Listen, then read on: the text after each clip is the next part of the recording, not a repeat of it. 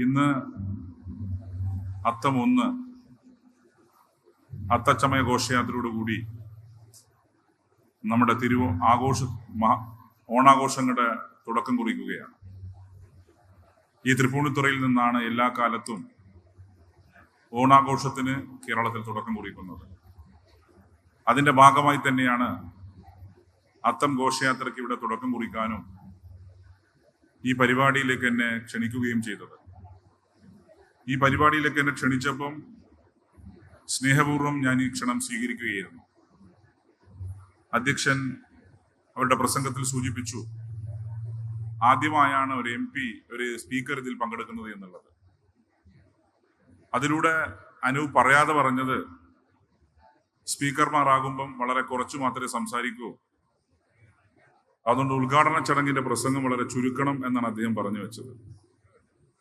നിയമസഭയിൽ എപ്രകാരമാണോ പ്രസംഗം നടക്കുന്നത്, അതുപോലെ തന്നെ ഈ ഉദ്ഘാടന ചടങ്ങിന്റെ പ്രസംഗവും അങ്ങനെ ആക്കണം എന്നാണ് എൻ്റെയും ആഗ്രഹം. കാരണം നിയമസഭയിൽ ദൈർഘ്യമേറിയ പ്രാസംഗികന്മാർക്ക് ഒരു സ്കോപ്പുമില്ല. വളരെ ചുരുങ്ങിയ വാക്കുകൾ കൊണ്ട് കാര്യങ്ങൾ കമ്മ്യൂണിക്കേറ്റ് ചെയ്യാൻ സാധിക്കുന്നവർക്ക് മാത്രമേ നിയമസഭക്കകത്ത് പെർഫോം ചെയ്യാൻ സാധിക്കുകയുള്ളൂ.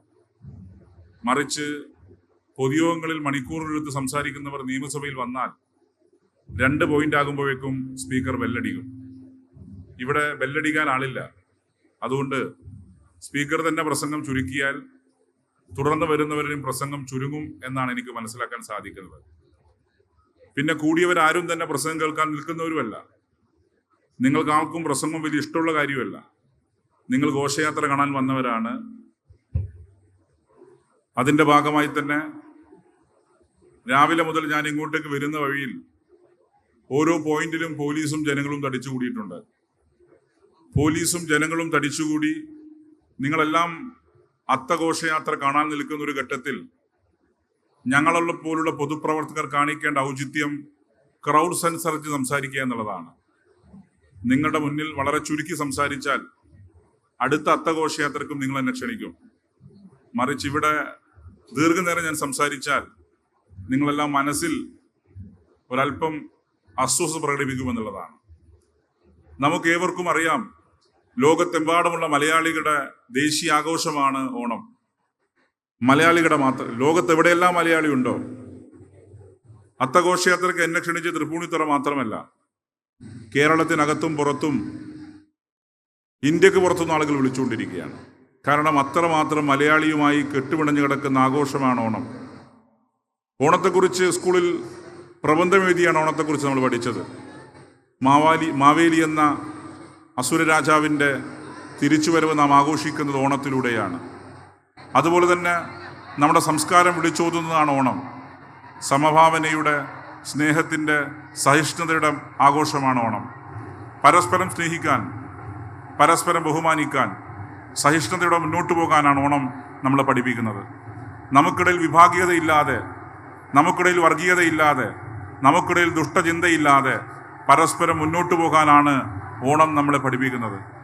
കള്ളവുമില്ല, ചതിയുമില്ല, എള്ളോളമില്ല പൊളിവചനം. കള്ളവുമില്ല, ചതിയുമില്ല, എള്ളോളമില്ല പൊളിവചനം എന്ന് മലയാളിയെക്കുറിച്ച് നമുക്കിപ്പോൾ പറയാൻ പറ്റുമോ? നെഞ്ചത്ത് കൈവച്ച് ആ ഒരു വാക്കിന്ന് പ്രയോഗിക്കാൻ മലയാളിയെക്കുറിച്ച് പറയില്ല. കാരണം എള്ളോളമില്ല പൊളിവചനം എന്ന് പറയുന്നിടത്ത് നമ്മളെ തന്നെ പൊക്കിയടിക്കല് ഇപ്പം മെയിൻ പണി.